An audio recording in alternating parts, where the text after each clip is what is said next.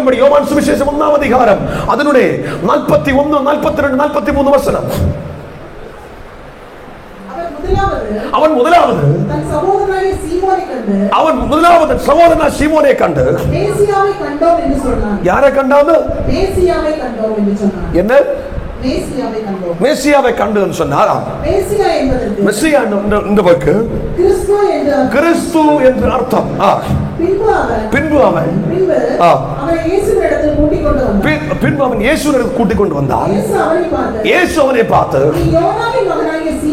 நீ யோவானின் மகனாய சீமோன், நீ கேபா, பெட்ரோ கல்லு, நீ பாரா. அல்லேலூயா. இயேசுவின் அடுக்கல் வர்றதுக்கு முன்னாடி இவனுடைய பேரு என்ன இருந்தது? சீமோன். சீமோன் இயேசுவின் அடுக்கல் வந்தப்போ என்ன மாறி? கேபா, பாரா.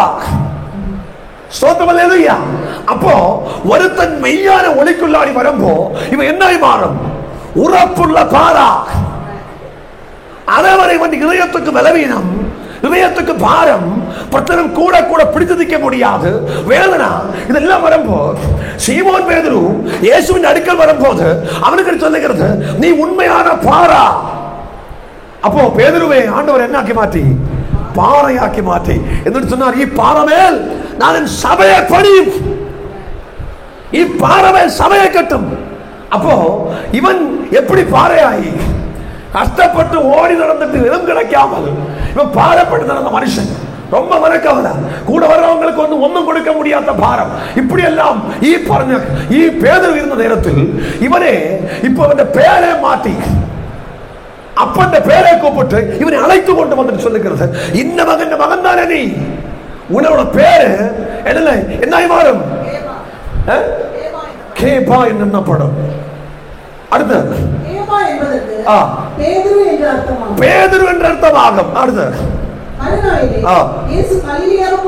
மறுநாளில் இயேசு கலிலேயாவுக்கு போகும்போது பிலிப்புவை கண்டு, நீ எனக்கு பின் செல்லுவான் என்று. அடுத்த சீசன் பேதுருயா பிலிப்பை கண்டுட்டு, நீ எனக்கு பின் செல். முதலாவது ஒருத்தரை பாறையாக்கி மாற்றி அடுத்த நீ என்ன பின் சென்று வா. பிலிப்போஸ் சொல்லுகிறது, நீ என்னோட பின்னாலே வா. பேதுரை பார்த்து சொல்லுகிறது, நீ உண்மையான பாரா, உன் பாறையில் சபையை நான் கட்டும். அப்போ ஆண்டவருடைய சமூகத்தில் வருகிற ஒவ்வொரு தேவ பிள்ளையும் இந்த அளவுக்கு ஒண்ணு சொல்லுவாரு, நீ என்னை பின்தொடர்ந்து வா என்று சொல்லுவாரு, நீ பாரா. நான் கேட்கட்டும், பின்தொடர்ற ஒருத்தரை ஒருபோதும் கைவிடாத பாறை இதயத்தை அல்லைய பலப்படுத்துகிற ஒருத்தரை ஒருபோதும் அவரை விட்டு விலகாது. அவன் அடுத்த வசனம் படி.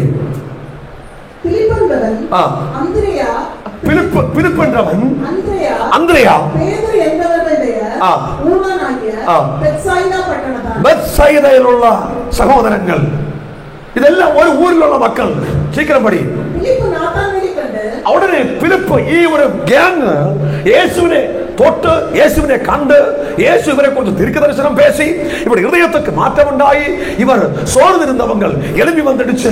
பக்கத்தில் நதான் வேலை பார்த்தாச்சு. ஸ்தோத்திரம். ஒரு நதான் வேலை பார்த்தா. சீக்கிரம் படி. நியாயப்பிரமாணத்திலே மோசேயும் தீர்க்கதரிசிகளும் எழுதி இருக்கிறவரை கண்டோம். யோசேப்பின் குமாரனும் நாசரேத்தூரானுமாகிய இயேசுவே என்றார். அதுக்கு நாதான்வேல் நாசரேத்தில் இருந்து யாதொரு நன்மையும் உண்டாக கூடும் என்ற அவசியம் சொல்லுகிறது. பேதுருவே அவனுடைய இதயத்தை உறப்பிச்சு பாறையாக்கி மாற்றி பிலிப்போஸ் சொன்னாரு, நீ பின் சென்று வா. அல்லேலூயா. நதான்வேலை பார்த்து சொல்லுகிறது. அல்லேலூயா. பார்த்து ஆண்டவர் பேசிட்டு இருக்கும்போ நதான்வேல் கேட்கிற ஒரே ஒரு கேள்வி, நசரத்தில் இருந்து வல்ல நன்மை உண்டோ? என் வாழ்க்கை சோர்ந்திருக்கிறது, எனக்கு முன்னேறி போக முடியாது. நசரத்துக்காரன் இயேசுவை நான் மீட் பண்ணி இருக்கிறோம், நியாயப்பிரமாணத்தில் எழுதியிருக்கிறார், தேவ மனுஷன் எனக்கு தெரியும். ஆனால் நசரத்துக்காரனை நான் பார்க்கும் போது அந்த நசரத்தில் இருந்து எனக்கும் என் குடும்பத்துக்கும் எதுவும் கிடைக்குமா? சோதனை சொல்லுகிறார். பிலிப்போஸ் பின் சென்று போகிறார், பல பேதுருவை பாறையாக்கி மாற்றுகிறார். நதான் வேலை பார்க்கும் போது கேட்கிறார், நதான் வேலை ஆண்டவரோடு கேட்கிறார், நசரத்தில் இருந்து எனக்கு எதெങ്കിലും கிடைக்குமா? ஒரு நன்மை கிடைக்குமா? எத்தனையோ நாளாய் நான் அல்லேலூயா பாடுபட்டு இருக்கிறோம், எனக்கு ஒரு விடுதல் வேணும். அப்போ இயேசுவின் அழைப்பின் கூட வந்தவங்களுடைய டிகினிட்டி இப்படிதான் இருக்கிற பலவித பிரச்சனைகளால், பலவித பாரங்களால். ஒருத்தர் சொல்லுகிற, ஆண்டவரே நான் உன்னை பின் சென்று வருகிறோம், எதுவும் கேட்காது. பண்டு ஏலியாவின் கூட எலீசா எவன் சொல்லிட்டு விலகாம கூட போன மாதிரி பிலிப்போஸ் கூட போயிடுச்சு. ஆனா பேதுரு சொன்னாரு, உனக்கு ஒரு பிரச்சனை உண்டு, நீ அடிக்கடி வரும், நீ அடிக்கடி விலகும். நீ ஸ்திரமாய் நிற்காது, சீக்கிரமா நீ ஆத்திரப்பட்டு சாடும், அதே போல நீ ஆத்திரப்பட்டு விடும். அதனால உன்னுடைய இதயத்தை உறப்பிச்சு பாறையாக்கி மாற்றியா மட்டும்தான் உனக்கு பரலோகத்தை குறித்து பேச முடியும். அதனாலே கேஃபா, ஸ்தோத்திரம், அதனுடைய அர்த்தம் பேதுரு, அதனுடைய அர்த்தம் வந்து சொல்லுகிறது பெட்ரோ, பெட்ரோட அர்த்தம் சொல்லுகிறது பாரா. ஒருத்தனே அவன் இருதயத்தை பாறையாக்கி மாற்றி அவனை பலப்படுத்தி சபையை கட்டுகிறதுக்காக பலப்படுத்தி ஒருத்தனை பின் சென்று வா. அதனால தான் பிலிப்போஸ் போரிடத்தெல்லாம் அநேகர் ரட்சிக்கப்பட்டு கொண்டே இருந்தார். அப்போஸ்தலர் நடவடிக்கை படிக்கப்போ பிலிப்போஸ் போகிற இடத்தெல்லாம் ஆத்துமாக்கள் விடுவிக்கப்பட்டு கொண்டே இருந்தார். ஆனா பேதுரு கால் வைக்கிற இடத்தெல்லாம் சபை உண்டாகும், சபை உண்டாகி வரும். சோதரவல்லையா, ஹalleluya. அப்போ நதான்வேலை பார்க்கும்போது அது இன்னொரு மனுஷன், அவனை குறித்து பேசுகிறது. அவன் வருத்தப்பட்டும் பாரப்பட்டும் யாரெങ്കിലും என்னுடைய வாழ்க்கையில் நன்மை செய்யுமா என்ற நோக்கத்தோட இவன் உட்கார்ந்து இருக்கிறார். நசரத்திலே ஆசாரியரை பார்த்தப்போ கேட்கிற கேள்வி, நசரத்தில் இருந்து நன்மை வருமா, எதங்களுக்கு கிடைக்குமா ஐயா சீக்கிரம்படி. அதுக்கு பிரிப்பு ஒன்று பார் என்றார். அப்போ நசரத்தினுடைய ஆசாரியர் கையிலிருந்து ஒரு நன்மை பெற்றுக் கொள்ளணும்னா நீ என்ன செய்யணும்? வீட்டுக்குள்ளாடி உட்கார்ந்திருந்த நன்மை பெற்றுக் கொள்ள முடியாது, நீ வந்து பார் என்றார். இயேசு இருக்கும் இடத்தில் நீ வா, அவருடைய மகிமை இருக்கும் இடத்தில் நீ வா. வராம உனக்கு நன்மை பெற்றுக் கொள்ள முடியவே மாட்டாரு. அல்லேலூயா. அநேகர் ஜெபத்தை அலட்சியமாக்கி வீட்டில் உட்கார்ந்து இருக்கிறோம். நான் யாருடைய குறைவு பேசுகிறது இல்லை, உண்மையை சொல்லுகிறது. வாஞ்சையோட ஒரு மனுஷன் எழுப்பி வந்தால் அவனுடைய வாழ்க்கையில் அல்லேலூயா நதன் வேலை பார்த்து சொன்னபடி நீ வந்து பார். நீ அங்க இருந்துட்டு காரியம் இல்லை, நீ எவ்வளவு கஷ்டத்தில் இருக்கோ, நீ எவ்வளவு பாடுபட்டு இருக்கோ, நதன் வேலை சொல்லுகிறது நீ இருந்த இடம் எனக்கு தெரியும். அது அடுத்த வசனம் சொல்லி சீக்கிரம் படி. இயேசு நாதான் வேலை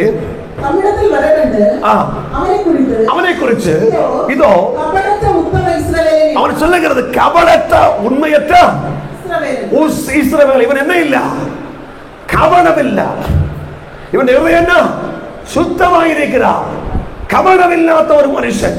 அவர் சொல்லுகிறது நீ கபடம் இல்லாதவன், உண்மை கபடம் இல்லாத ஒரு இஸ்ரவேல். சீக்கிரம் படி. அதுக்கு நாதான்வேல், நீர் என்ன எப்படி அறியும், எப்படி புரியும்? சீக்கிரம் படி. இயேசு அவரை நோக்கி, பிலிப்பு உன்னெடுத்து வந்து பேசுறதுக்கு முன்னாடி புரிந்துக்கோங்களா, நம்மள இயேசு பற்றி புரிந்தப்போ தெரியுமா? ஒரு ஊழியக்காரன் நம்மளோட பேசப்படல. பிலிப்பு உன்னை அழைத்து கொண்டு வர்றதுக்கு முன்னாடி நீ பிலிப்பு உலகத்து நடந்து கொண்டு வந்து கொண்டிருக்கும் போது, நீ அத்தைக்கு கீழே உட்கார்ந்து இருக்கும் போ நான் உன்னை தெரிந்து கொண்டிருக்கிறான். நீ சூழ்நிலையில் மாட்டி, நீ பிரச்சனத்தில் மாட்டி, நீ பிரயாசத்தில் மாட்டி அத்திமரத்தினுடைய கீழே உட்கார்ந்து இருக்கும் போது நான் உன்னை தெரிந்து கொண்டது மகனேன்னு சொன்னாரு. இவ்வளவு ஆச்சரியமா இருக்கு. நியாயப்பிரமாணத்தில் எழுதியிருக்கிற யோசேப்பினுடைய மகனை பார்த்தப்போ, ஆசாரியனை பார்த்தப்போ, இயேசுவை பார்த்தப்போ இப்படிப்பட்ட அதிசயங்கள் நடக்குமா? யாரும் என்னுடைய கஷ்டத்தில் கூட இல்ல, நான் படுகிற பாடல் கூட இல்ல. ஆனால் தனிப்பட்ட அளவுக்கு யாருக்கும் தெரியாமல் வீட்டில் அழியப்போ அல்லது அழுகையினால பாரப்பட்டப்போ வருத்தங்கள் புலம்பிக் கொண்டிருந்த நேரத்தில் மனுஷனை யாருக்கு தெரிஞ்சது? இயேசுவுக்கு தெரிஞ்சது. இவர் நினைக்கிறது இப்பதான் எனக்கு இயேசுவை தெரியும். ஒரு திருக்கதரிசனம் வரும் போல உன்னை இயேசுவுக்கு தெரிகிறது, முன்னாடியே தெரியும். நதான்வேல் சொல்லுகிறார் ரெவலேஷன் உண்மையாயிருக்கிறது.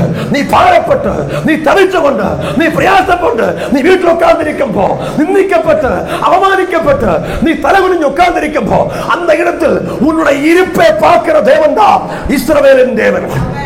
அப்போ நீ நதான்வேலுடைய அழைப்பு வித்தியாசமா இருந்தது. நீ கபடற்ற இஸ்ரவேலின் ஸ்தோத்திரம். அப்ப ஒவ்வொரு பேருக்கும் ஒவ்வொரு பொறுப்புகள் உண்டு.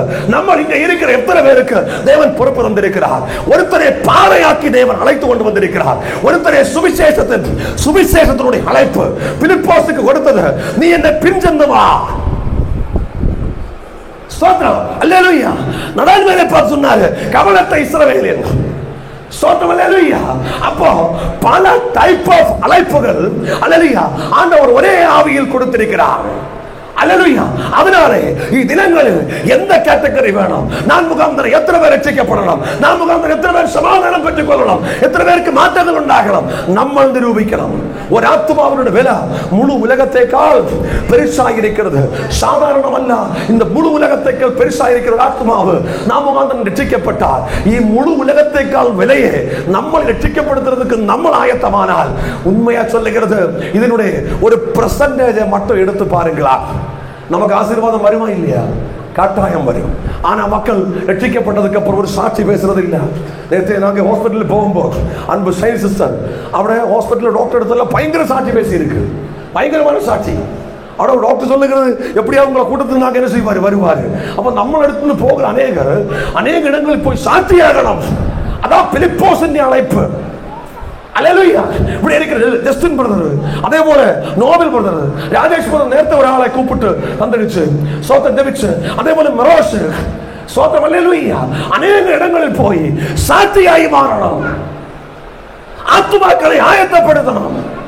முழு உலகத்தைக்கால் பெருசாயிருக்கிற பெரிய ஆத்துமாவை நம்ம ஆயத்தப்படுத்தும் போ நமக்கு அதன் ஒரு கமிஷன் பேசி பாருங்களா, 1% கமிஷன் ஏசி வந்தா போதும். ஸ்தோத்திரம், அல்லேலூயா. அவருக்கு கமிஷன் மனுஷன் கொடுக்கிற மாதிரியா? ஸ்தோத்திரம், அல்லேலூயா. அது நம்ம தலைமையில் விழுந்தால், நம்ம பிள்ளைகளை தலைமையில் விழுந்தால் நம்ம எழுப்பும். அதனால தான் அழைப்புகளை தெரிந்து நடந்து பிரயாசம். ஒரு மனுஷனே கடலும் கரையும் தாண்டி வருத்தப்பட்ட கூட்டிட்டு சபையில் கொண்டு வருகிற ஒரு மனுஷன் அவன் இழந்து போகாது. அல்லேலூயா. 10 பேரை கூட்டிட்டு வருகிறதுக்கு நான் பேசுறதல்ல, இழப்போம். அடுத்த வசனம் சீக்கிரம் படி. அதுக்கு நதான்வேல், ரபி, நீ தேவனுடைய குமாரன், நீ இஸ்ரவேலின் ராஜா என்றார். கரெக்ட் தீர்க்க தரிசனம். நாதான்வேலை தேடி போகும் போது கரெக்ட் ஆயிட்டு நதான்வேல் சொல்லுகிறது, ரபி நீ தான் உண்மையான இஸ்ரவேலினுடைய ராஜா. அல்லேலூயா. திருக்கரம் என்னை தாங்கி கடும் பிரச்சனைகளிலும் முன்னேறி செல்வாருக்கு உங்க பலத்தை நீ தந்தது கா. சீக்கிரம் அடுத்த வசனம் படி. இயேசுவின் பிரதியுத்தரமாக, அத்திமரத்தின் கீழே உன்னை கண்டேன் என்று நான் உனக்கு சொன்னதினாலேயோ நீ விசுவாசிக்கிறாய். இதிலும் பெரிதான காரியங்களை நீ காணும். அப்ப நான் கேட்கட்டும், இந்த நதான்வேலை அழைத்து கொண்டு வரும்போது அத்தையுடைய மூட்டில் உட்கார்ந்திருந்து சொறியறதுக்கு அல்ல, சொரிஞ்சு சமாதானம் அடைகிறதுக்கு அல்ல இவனை ஆண்டவர் கூட்டியது. இதனால இதிலும் பெரிதானது நீ காணணும், உன் குடும்பத்தில் நீ காணணும். சும்மாதையல்ல நீ பைபிள் எடுத்தது, சும்மாதையல்ல இயேசு அழைத்து கொண்டு வந்தப்போ நீ ஓடி வந்தது. நீ ஒரு சாதாரண மனுஷனா இருக்கிறதுக்கு அல்ல உன்னை அழைத்து கொண்டு வந்தது. நீ கஷ்டப்பட்டு ஓடி கூட்டத்துக்கு உட்கார்ந்து இருக்கிறது காரணம் இல்லை தெரியுமா? நீ இதிலும் பெரிது பார்க்கும், இதிலும் பெரிதான காரியங்கள் உன் வாழ்க்கையில் நீ பெற்றுக்கொள்ள போகிறாய். கஷ்டப்பட்டு வாஞ்சையோட பாரப்பட்டு ஓடி வந்த தேவனுடைய பிள்ளையை உன்னை ஒரு போதும் அவன் கைவிட மாட்டார். நதான்வேலை பார்த்து இயேசு சொன்னார், அன்பு மகனே நீ கவனத்தை இஸ்ரவேலன், ஆனால் ஒரு காரியம் உண்டு, உனக்குள்ள அழைப்பு சொல்லுகிறது, இதிலும் பெரிதானது நீ காணும். பேதுருவை பார்த்து சொன்ன ஒரே ஒரு காரியம், நீ பெற்றோ நீ பாரா. ஸ்தோத்திரம். பாறையில் நான் வீடு என்ன செய்யும் கெட்டும். அல்லேலூயா. பிலிப்போஸை பார்த்து சொன்ன ஒரே ஒரு வார்த்தை, நீ என்ன பின் சென்று வா, நீ என்னோட பின்னாலே வா. அப்ப நமக்கு ஓரோருத்தருக்கு ஓரோ பாட்டு சுவிசேஷத்தில் உண்டு. அதை நம்ம செய்ய போது, அதன்படி நம்ம உருவாய் வரும் போது நம்முடைய குடும்பங்கள் செழிக்க ஆரம்பிக்கும். அதனால சொல்ல, நீ அல்லேலூயா ஒரு சொத்துக்காக ஒரு பணத்துக்காக கொஞ்சம் பணம் கிடைக்கிறதுக்காக நீ எத்தனையோ மணிக்கூறுகள் ஸ்பெண்ட் பண்ற. ஒரு நாள் எழுப்பி அட்லீஸ்ட் 1 மணிக்கூர் 10 பேரோடு சாட்சி பேசு. இயேசு உண்மையான தேவன் என்று பேசு, உன்னுடைய சாட்சியை பேச. அவனை ஆண்டவருடைய சமூகத்தில் கொண்டு வா. அழைப்புக்குள்ளாடி கொண்டு வா. ஆண்டவர் உன்னுடைய ஸ்திதியை மாற்றம் வருத்தும். அடுத்து உனக்கு ஒரு நன்மை வேணுமா, உன் குடும்பத்தில் ஒரு மாற்றம் வேணுமா, 10 பேர் எடுத்து சாட்சி பேச. ஸ்தோத்திரம். நான் வேற சொல்லுகிறது, நீ இதிலும் பெரிதான காரியங்கள் நீ காண்பார். அடுத்த வசனம் படி. வானம் திறந்திருக்கிறதையும் தேவதூதர்கள் மனுஷகுமாரனிடத்திலிருந்து ஏறுகிறதையும் இறங்குகிறதையும். அப்போ இவரை அழைத்து கொண்டு வந்துட்டு தேவன் சொல்லுகிறது, இனிமேல் நீங்க யாரை பார்ப்பாரு? தேவதூதர்கள் இறங்குகிறதும் ஏறுகிறதையும் இன்று முதல் நீங்க காணும். நீங்க யாரெങ്കിലും தூதரை பார்த்திருக்கா? இங்க இருக்கிறவங்க யாரெങ്കിലും தேவனுடைய தூதரை பார்த்திருக்கா? சோதரம். அவனுடைய பிள்ளைகளுக்கு, அழைப்புக்குள்ளாடி வருகிற அவனுடைய பிள்ளைகளுக்கு தேவனுடைய தூதனை பார்க்க முடியும். சோதரம். தூதன் இறங்கி வரும்போது உன் பிரச்சனைக்கு பரிகாரம் உண்டு. அதனால் சொல்லுகிறது, நீ அழைக்கப்பட்டவர்க்கெல்லாம் தூதர்களை தரிசிக்க முடியும். அதனால்தான் லூசு பெதேலாய் மாறும்போது அந்த இடத்தில் அல்லது யாக்கோபு படுத்து கிடக்கப்போ அவன் அழைப்பு இருந்ததினால மட்டும்தான் அவன் தூதன்மார் ஏறுகிறதும் இறங்குறதும் பார்த்தது. அழைப்பு இருக்கிற மனுஷன் எவ்வளவு பெரிய பாதாளத்தில் விழுந்தாலும் அந்த இடத்தில் தேவன் தம்முடைய தூதர்களை அனுப்பி என்ன செய்யும்? அவனை தூக்கி எடுப்பார். ஹல்லேலூயா. அதனாலே அழைப்புக்குள்ளாடி, வல்லமைக்குள்ளாடி இது விட்டு விலவே சுயமாயிட்டு எடுக்கணும் தீர்மானங்கள். ஜெபிக்க வருகிற தீர்மானங்கள் ஜெபிக்கிறதுக்கு சுயமாயிட்டு இன்னொருத்த நோண்டி நோண்டி நோண்டி 2-3 வாரமா ஆவியானவர் சொல்லுகிறது. 2 வாரமா என்னோட கரெக்டா சொல்லிட்டு இருக்கிறோம், யாரையும் நீ கூப்பிடாத, யாரையும் போன் கூப்பிட்டு சொல்லாத. அழைப்புக்குள்ளாடி உள்ள மனுஷர்கள் என்ன செய்வாரு? அவராலே வரும். சோதனை சொல்லுங்களா?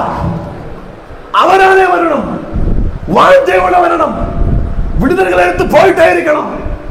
சீக்கிரம் யோவான் சுவிசேஷம் அதனுடைய 4ஆம் அதிகாரம் அதனுடைய 23 முதல் வசனம். என்ன? உண்மையாய் தொழுது கொள்றவர்கள் பிதாவை ஆவியோடும் உண்மையோடும். உண்மையாய் தொழுது கொள்றவங்கள் பிதாவே ஆவியோடும் உண்மையோடும் தொழுது கொள்ளும் காலம் வரும். நடால் மேலே பார்த்து இயேசு சொன்ன வார்த்தை என்ன? நீ கபடமற்ற இஸ்ரவேல். அப்ப என்ன செய்யும்? உண்மையாய் தொழுதுகிறவன் முதலாவது கபடமற்ற இஸ்ரவேலில் செய்ய வேண்டிய காரியம் ஆவியோடும் உண்மையோடும் ஆவியோடும் உண்மையோடும் தொழுது கொள்ளுகிற காலம் வரும். சீக்கிரம் அது இப்பொழுதே வந்திருக்கிறோம். அப்போ தம்மே தொழுது கொள்றவங்கள் இப்படிப்பட்டவர்களாய் இருக்கும்படி என்ன தூங்க கூடாது. சரியா? பிதாவானவர்கள் விரும்புகிறார். அதனால தான் ஆவியை பெற்றுக் கொள்ளணும், ஆத்மாவை பெற்றுக் கொள்ளணும். ஊழியக்காரங்கள் செய்தி கொடுக்கிறது. உண்மையா தேவனே ஒரு மனுஷனுக்கு தொழுது கொள்ளணும்னால் ஒன்னு ஆவி வேணும், என்ன செய்யணும்? உண்மை வேணும். ஆவியோடும் உண்மையோடும் அவனை தொழுது கொண்டால் மட்டும்தான் நமக்கு என்ன செய்ய முடியும்? உண்மையாய் ஆராதிக்க முடியும். சீக்கிரம் படி. தேவன் ஆவியாயிருக்கிறார். அவனை யாராவது தொழுது கொண்டால் ஆவியோடும் உண்மையோடும் அவனை தொழுது கொள்ள வேண்டும். அல்லேலூயா. நமக்கு எവിടെ போய் தொழலாம், எப்போது தொழலாம், எந்த அளவுக்கு தொழலாம். ஆனால் அவனை உண்மையா யாருக்கு தொழணும்னால் அவன் என்ன வரணும்? தேவனுடைய ஆவி வரணும். அவன் ஆத்மாவை பெற்றுக் கொள்ளணும். அதாவது யோவான் சுவிசேஷம் சொல்லுகிறது. அதனால்தான் ஆவிக்குரிய கூட்டத்தில் வா, ஆவியை பெற்றுக்கொள், ஆவியின் அபிஷேகத்தை பெற்றுக்கொள், ஆவியின் அந்நியவாசத்தை பெற்றுக்கொள், கிருபையின் கிருபாவரங்களை பெற்றுக்கொள்ளும் சொல்லுகிறது. உண்மையாய் ஒரு மனுஷன், உண்மையாய் நடக்கிற ஒரு மனுஷன், உண்மையாய் செயல்படணும்னால், உண்மையாய் ஆராதிக்கணும்னால், உண்மையா தேவனை தொழுது கொள்ளணும் யாரெങ്കിലും நினைச்சால் ஆவியோடும் உண்மையோடும் அல்லாமல் தொழுது கொள்ள முடியாது. ஒரு மனுஷன் சொல்லுகிறது, எனக்கு உண்மை உண்டு, நான் எங்க போய் தொழுதாலும் எனக்கு பதில் வரும் என்று சொல்லுகிறது அர்த்தம் இல்ல. நீ உண்மை இருக்கிறவனா இருந்தால் நீ ஆவியை பெற்றுக் கொள்ளலாம். ஒரு மனுஷன் சொல்லுகிறது, எனக்கு ஆத்துமா உண்டு ஆனா உண்மை இல்லாதிருந்தால் எப்படி உனக்கு ஆவி கேட்ட விடுதலை பெற்றுக் கொள்ள முடியும்? சோத்திரம் அல்லேலூயா. அதனால தான் நீ ஆவி கேட்டபடி நடந்தால் மாம்சத்தினுடைய திட்டம் என்ன செய்யாது? செய்யாது. மாம்சமும் ஆவியும் டிஃபரண்ட் ஆயிருக்கிறது. எதனால ஒரு மனுஷனை மாம்சம் அழிக்கிறது? அவன் மாம்சத்தை என்டர்டெயின் பண்ணுகிறது, ஆவியே வேண்டாம். ஆவி கேட்டபடி நடந்தால் சொல்லுகிறது, பேதுருவை பாறையாக்கி மாற்றிய தேவன், பிலிப்போசை அழைப்புக்குள்ளாடி கொண்டு வந்த தேவன், நதான்வேலை பார்த்துட்டு நீ இதிலும் பெருசானது காண்பாருன்னு சொன்ன தேவன், நான் சொல்லட்டும், நம்மளை கைவிடுமா? நம்மளை கைவிடுமா? ஒரு மாதம் கைவிடாது. அதான் சொல்லுகிறது, லிசியும் ஆன்சையும் உம்மரும் சாக்கோயும் மத்தாயும் பாபு எல்லாம் இருக்கும். ஆனா பாபு அழைப்பு வேற, உம்மன் அழைப்பு வேற, பிஜுவின் அழைப்பு வேற. ஆவி ஒன்னா இருப்பா, பல விதத்தில் அழைப்பு வரும். ஒருவேளை நீ சுவிசேஷம் பண்ணணும் சொல்லும், ஒருவேளை நீ பாரு என்று சொல்லும், ஒருவேளை நீ உண்மை என்று சொல்லும். சோத்திரம் அல்லேலூயா. ஒருவேளை ஆண்டவர் சொல்லும், நீ இதிலும் பரிசுத்த காணும். அப்போ எந்த விதத்தில் நமக்கு விடுதலை வருவது நமக்கே தெரியல. அப்ப நம்ம என்ன செய்யணும்? ஆவியோடும் உண்மையோடும் அவனை வணங்கணும், அவனை வணங்கிக் கொண்டே இருக்கணும். ஆவியோடும் உண்மையோடும் ஆண்டவருடைய சமூகத்தில் நம்ம வழங்கியால் தேவன் ஒருபோதும் நம்மளை கைவிடாது. சோத்திரம். அடுத்த வசனம் படி. அந்த ஸ்திரீ அவரை நோக்கி, கிறிஸ்துவன் என்னப்படுகிறார், மேசியா வருகிறார் என்று அறியே, அவர் வரும்போது எல்லாவற்றையும் நமக்கு அறிவிப்பார் என்றார். அதுக்கு இயேசு, உன்னுடனே பேசுகிற நானே அவர் என்றார். ஸ்திரீயை குறித்து எல்லாருக்கும் தெரியும். இவள் பரம்பரா பிதாக்களுடைய வேஷனை பேசி கதை அடிச்சுட்டு இருக்கும் போது இயேசு வந்துட்டு கேட்கிறோம், எனக்கு தண்ணி தான், தாகத்துக்கு தண்ணி தான். அப்போ உண்மையான தேவனை வணங்குறவர்களை குறித்து ஸ்திரீயோடு பேசுகிறார், ஆவியோடு உண்மையோடு. இவள் பிதாக்களை குறித்து பேசி பேசி கதை அடிக்கும் போ இவள் எடுத்து சொல்லிக் கொடுக்கிறது, இப்படி இருக்க கூடாது, நீ ஆவியை பெற்றுக் கொள்ளணும், நீ உண்மையா இருக்கணும். அப்போ பேதுரு சொன்னாரு, நீ பாரா, பிலிப்போஸோடு பேசி நீ அழைக்கப்பட்டவன், பின்சென்று வா. நதான்வேலை பார்த்து சொல்லுகிறது, இதிலும் பரிசானது நீ காணும்.